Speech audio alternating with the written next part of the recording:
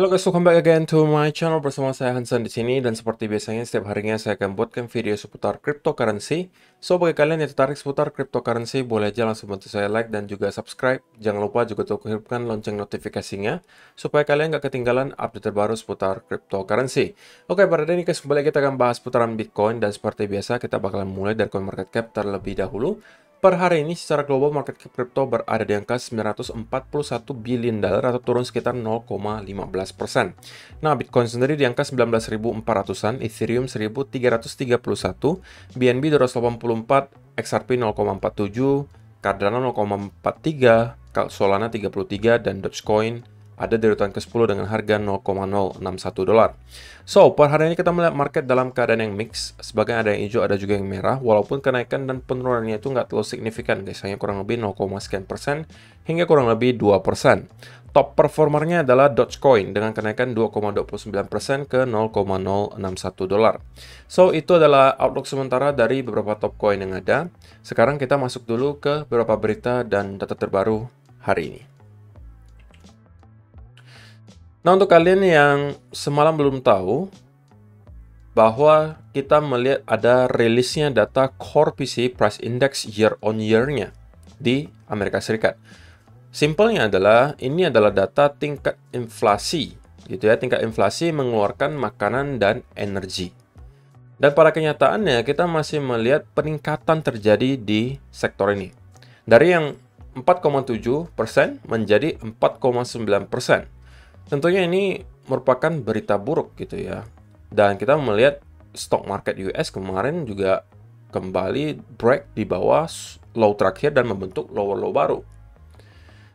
Ini adalah tentunya menjadi pertimbangan lagi bagi The Fed nantinya untuk melakukan kebijakan moneter berikutnya. Karena ternyata guys, setelah kenaikan suku bunga yang sudah dilakukan beberapa kali sampai sekarang, belum ada dampak yang terlalu signifikan terjadi ke core PCE-nya. Jadi tentunya dengan adanya data ini keluar, chance untuk Fed kembali pivot atau stuck atau tidak menaikkan suku bunga atau bahkan cut rates, itu tentunya semakin tidak mungkin, guys. Pertanyaan selanjutnya adalah tentunya, apakah mereka akan menaikkan langsung nanti 1% di bulan November nanti, ataukah masih akan tetap di 0,75? Kalau misalnya nanti CPI-nya keluar juga mengecewakan, bisa jadi chance-nya cukup besar mereka akan langsung lebih agresif, mungkin jatuhnya langsung 1% naikinnya. Jadi itulah mungkin sedikit banyak juga yang mempengaruhi market kenapa kembali sell off, gitu ya. Tapi tidak hanya ini guys, tidak hanya ini. Itu dari keadaan ekonomi. Sekarang dari keadaan geopolitik juga kita mendapati semacam berita buruk lah gitu ya. Keadaan perang di Rusia dan Ukraina itu semakin memanas. Highlight-nya di sini, Biden warns Putin that US will defend every single inch of NATO territory as Russia formally annexes Ukraine regions. Jadi setelah kemarin Rusia itu sudah mengumumkan ada beberapa daerah di Ukraina yang sudah sekarang masuk ke Rusia gitu. Kemarin mereka melakukan voting di beberapa daerah tersebut. Saya nggak ingat atau nggak hafal nama tempatnya ya, tapi yang pasti sudah ada beberapa daerah di yang awalnya Ukraina, oke, tapi karena dimasukin oleh Rusia, kemudian mereka si Rusia kemungkinan besar yang memaksa ya para masyarakat mereka di sana untuk setuju masuk kembali ke Rusia, dan akhirnya mereka melakukan voting. Dan tentunya seperti yang bisa diekspektasikan ya, kalau misalnya voting tapi dipaksa jawabannya, ya otomatis semuanya jawabannya iya. Dan sudah ada beberapa daerah Ukraina yang masuk kembali ke Rusia. Dan Joe Biden kembali memberikan statement yang cukup menohok lah gitu ya. Presiden Joe Biden warned Russian President Vladimir Putin, the United States is ready to defend NATO territory as Putin continue to escalate the war in Ukraine. Jadi dia istilahnya ngegap lah gitu ya. Ngegap si Putin, katanya jangan coba-coba deh masuk ke NATO gitu, bahwa Amerika akan mendukung penuh gitu ya, baik dari cara apapun. Kalau misalnya ternyata nanti Rusia bakalan masuk ke daerah NATO, ya Amerika pasti akan bantu. Jadi sampai sekarang tentunya eskalasinya terus naik, tensinya makin meninggi, bukannya rendah makin tinggi gitu ya. Jadi tentunya kita nggak harapkan ini bisa eskalasi lebih lanjut, karena kalau misal lanjut terus ya bisa-bisa jatuhnya perang gitu guys. Dan kalau perang, seperti yang kita ketahui, sekarang itu perangnya nggak nanggung-nanggung, sudah ada nuklir guys, senjata nuklir, dan itu bisa tingkat kehancurannya itu wah luar biasa besar gitu ya. Jadi jangan sampai deh terjadi perang apalagi antara NATO, US versus Rusia. Itu bakal menciptakan kehancuran yang sangat besar, dan itu tentunya tidak diharapkan sama sekali. Dan ya, ini juga yang kemungkinan besar membuat market juga dalam keadaan yang lebih fear lagi setelah tadi kita melihat data ekonomi yang memang mengecewakan, ditambah lagi keadaan geopolitik yang membuat ya stock market US kembali sell off, kemudian juga cryptocurrency khususnya Bitcoin, ya walaupun kita nggak mendapatkan koreksi yang sampai parah banget, tapi kita kembali mendapatkan penurunan gitu ya. Jadi itu adalah beberapa hal yang perlu kalian keep in mind untuk hari ini. Nah, karena kita sudah di bulan Oktober, kita bakalan cek lagi untuk Bitcoin monthly return-nya guys. Nah, kita sudah melewati September. Untuk 2022 so far secara total ya, kita sudah mengalami minus 66,33% guys.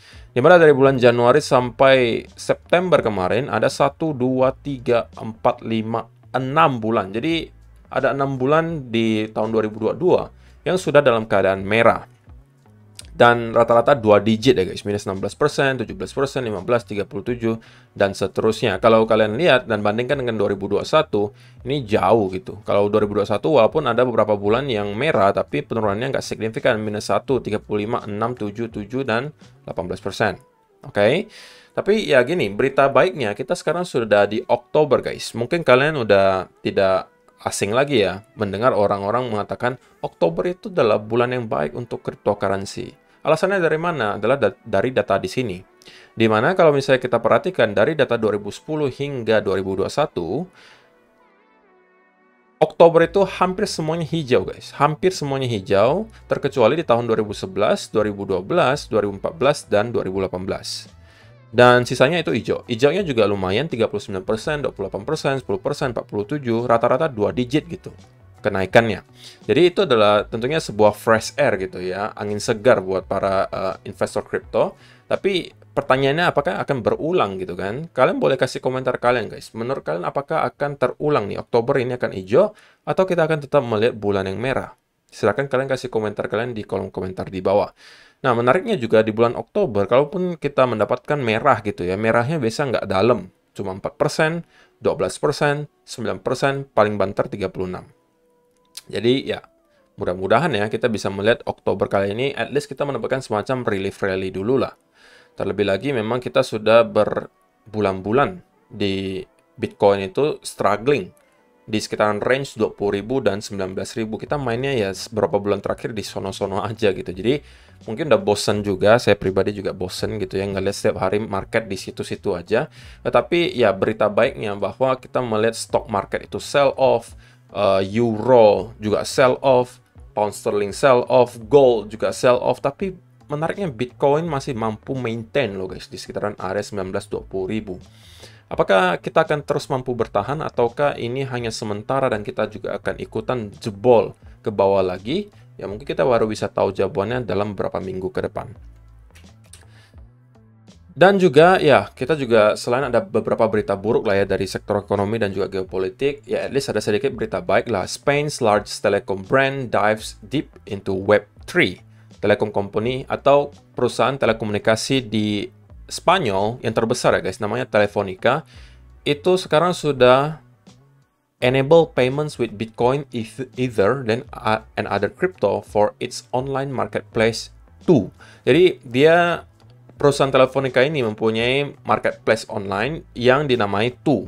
Dan mereka sekarang di marketplace tersebut sudah bisa menerima pembayaran melalui Bitcoin. Kalau di sini ada di-listkan ya guys, kalian lihat Bitcoin, Ethereum, Litecoin, USDC. Itu bisa kalian pakai untuk berbelanja di marketplace-nya Telefonica.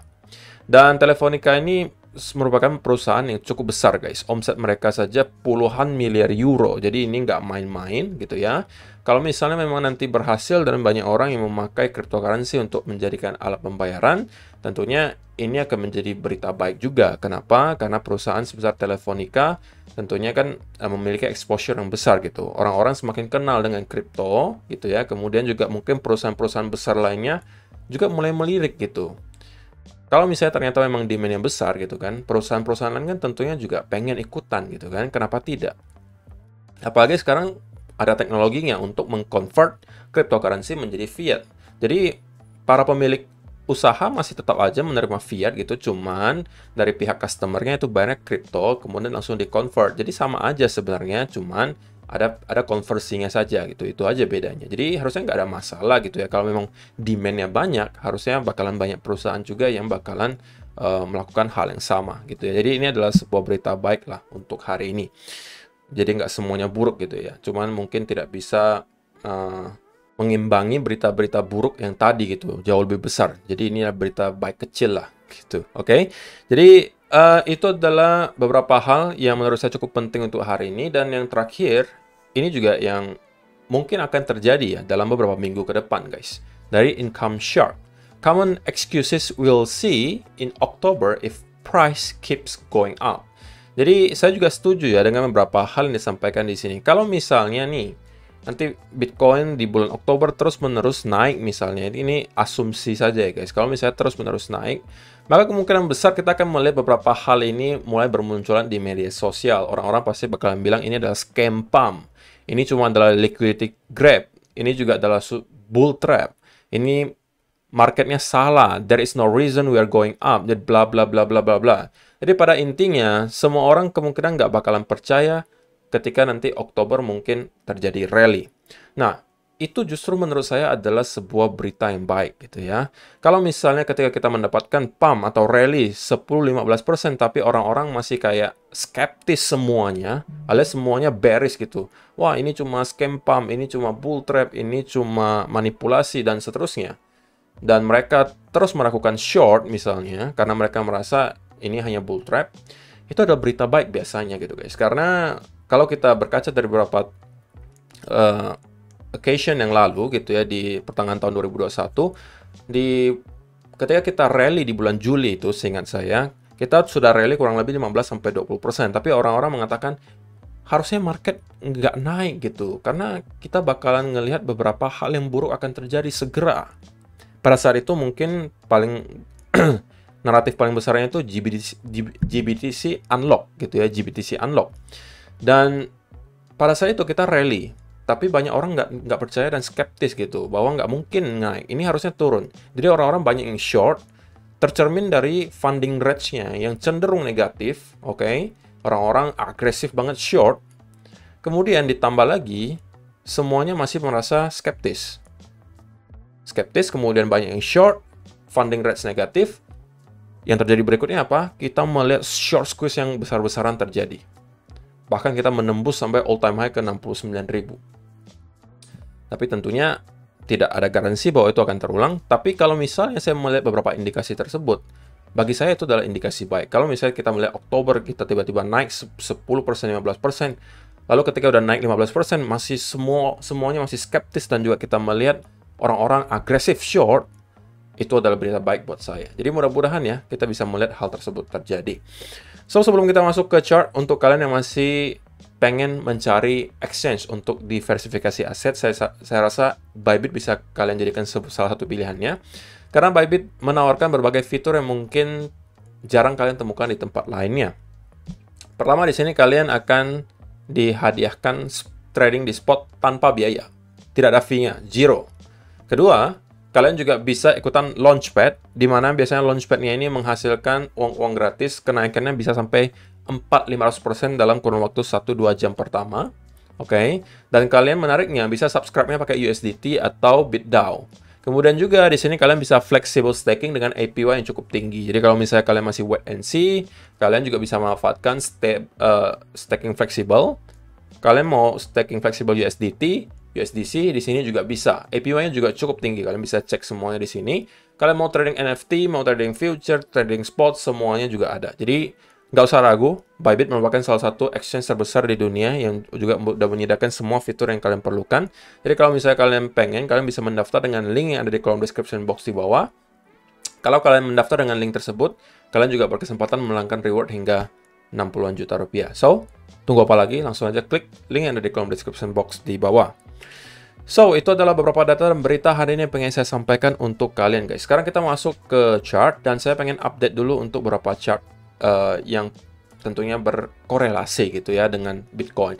Pertama, US Dollar Index.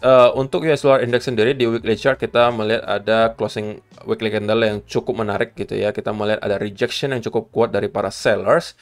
Ya, ini mudah-mudahan bakalan bisa di follow up di minggu depan ya.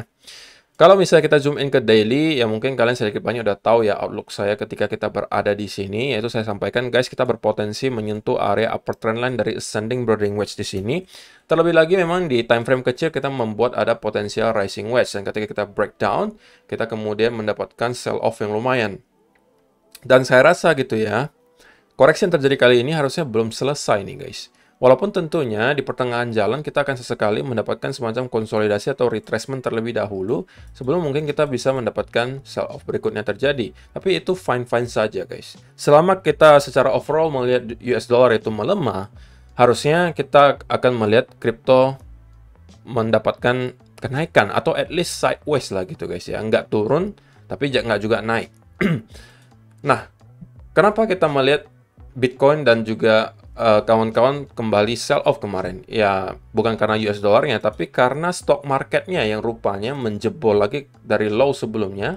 Dan kita closing daily candle, satu full body daily candle itu di bawah area low sebelumnya. Tentunya ini bukan berita baik gitu ya, karena berarti selama kita berada di bawah area ini, kita sudah membuat lower low baru, dan kemungkinan akan menuju ke next area major support yang sebenarnya sudah dekat juga di sekitaran area 3400 sampai area 3300. Ini adalah area major supportnya. Oke. Atau kalau kita mau lihat di weekly, ini mungkin bisa menjadi target terakhirnya di sekitaran 3100. Oke. Karena di sini akan ada trendline yang sangat masif. Udah tercipta dari tahun 2008 kemarin guys, dan beberapa kali sudah di respect. Di sini kalian bisa lihat, di sini, di sini, dan di sini. Ya walaupun ini nggak exact ya guys, alias ini nggak bisa menunjukkan angka persisnya, tapi di sekitaran area di sini lah harusnya kita akan mendapati harusnya semacam major bounce. Oke?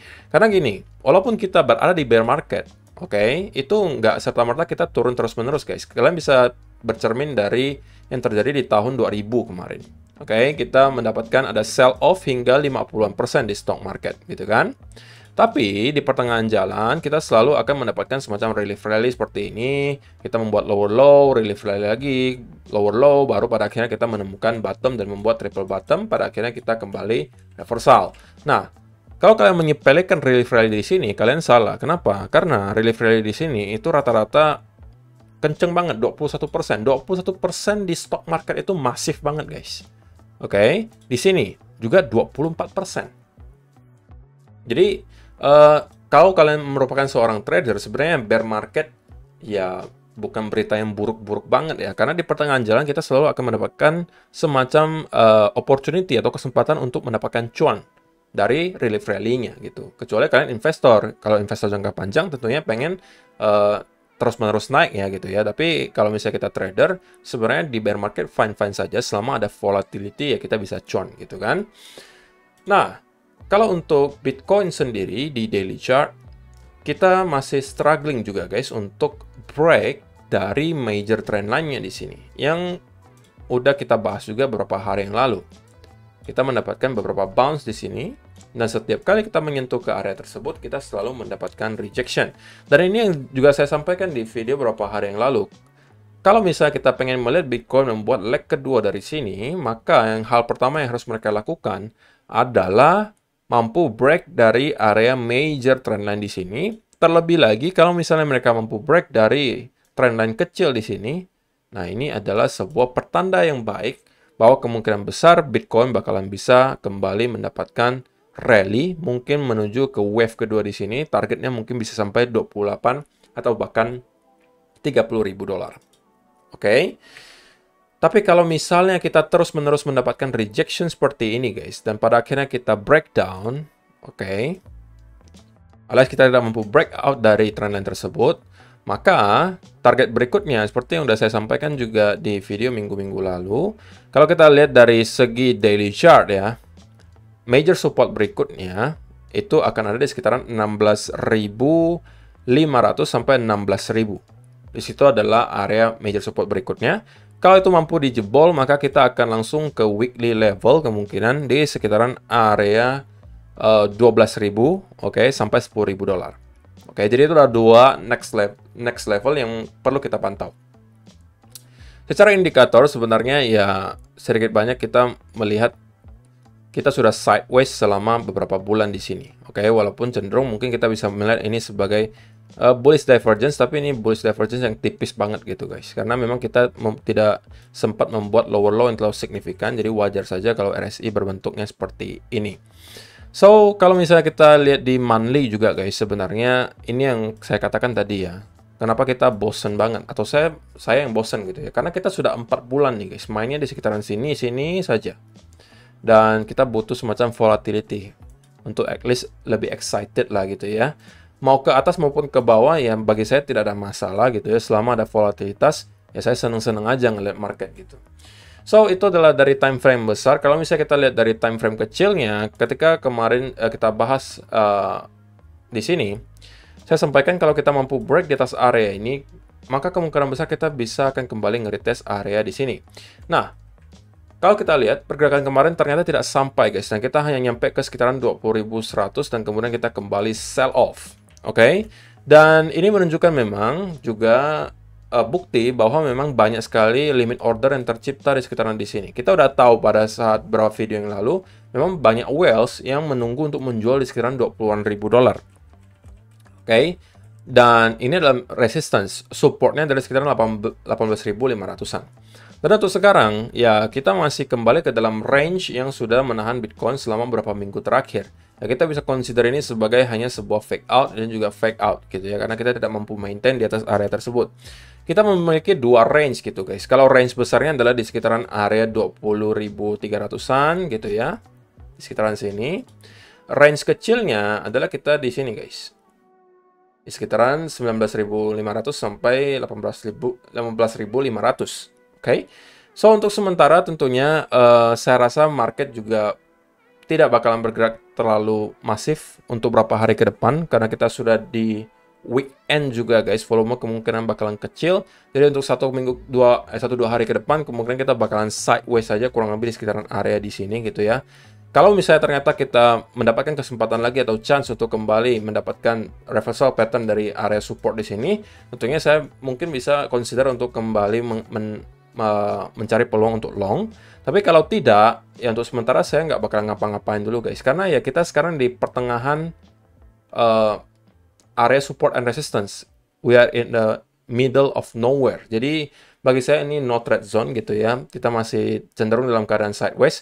Sekali lagi guys, keadaan market seperti ini, apalagi sebagai seorang swing trader, adalah yang paling sulit untuk di trade gitu ya. Jadi kalau misalnya kalian memang merasa tidak nyaman, untuk sementara tinggalkan marketnya dulu gitu ya, nggak usah buru-buru masuk ke market.